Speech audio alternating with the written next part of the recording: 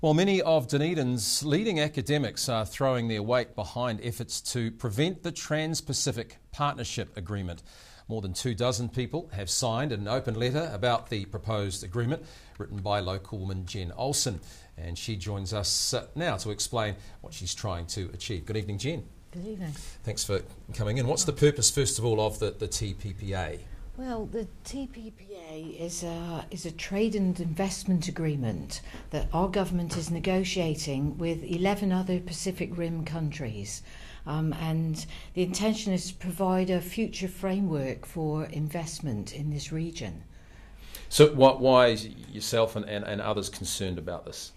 Well, our concerns are around the secrecy that the TPP negotiations are taking place under. There's been no opportunity for any consultation within New Zealand about the terms and conditions of the TPP, and the agreement is going to be binding on future governments. So this letter is directed at the government, is it? Yes. What are you asking for? Well, what we're asking is for the opportunity for public consultation, for the negotiating documents to be basically open to public scrutiny before the TPP is signed. Who are some of the signatories to this letter?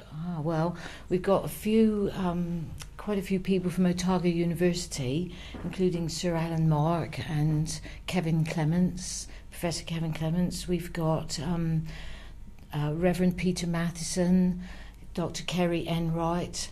There's Unions Otago are behind it. Documentary filmmaker Brian Bruce. Writers Philip Temple and Diane Brown and Brian Turner, and also got a couple of professors from Massey University, Jeffrey Jameson and Jeff Sluka, and Michael Neal from Auckland University. Well, are you confident this letter can make a difference? Well, it's part of a campaign opposing the TPPA, and I think that, yes, it will have an impact. What do you hope to see happen? We hope to see the conditions of the TPP open to democratic consultation. What's the potential repercussions here of this trade agreement?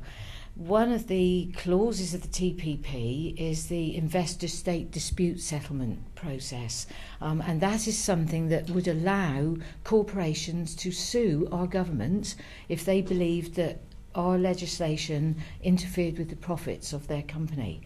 Now, this has really this has strong repercussions on our democracy and our ability to actually manage the laws of our own country.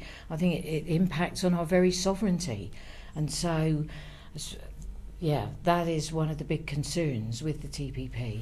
When's the government expected to make decisions here? Well, there's going to be a meeting of the ministers from all countries involved towards the end of this month, but it's not just up to the New Zealand government, it's also up to the other governments, of the negotiators from the other governments involved. So they'll be hoping to come to a conclusion as soon as possible, but obviously we're hoping that before that happens they decide that they will actually consult with the public. All right, Jen Olsen, thanks for your time.